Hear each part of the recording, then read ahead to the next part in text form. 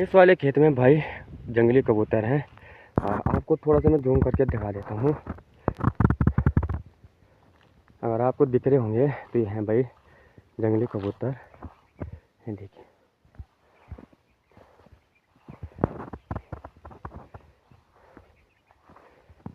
तो इनके मैं नज़दीक जाने की कोशिश करता हूँ, उड़ते हैं या नहीं। तो काफ़ी अच्छे लग रहे हैं।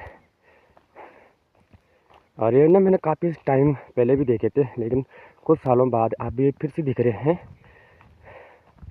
दिल्ली शहरों में तो आपने देखे होंगे भाई दूसरे वाले कबूतर, लेकिन ये भाई पहाड़ी कबूतर। यहाँ देखिए, ये उड़ गए।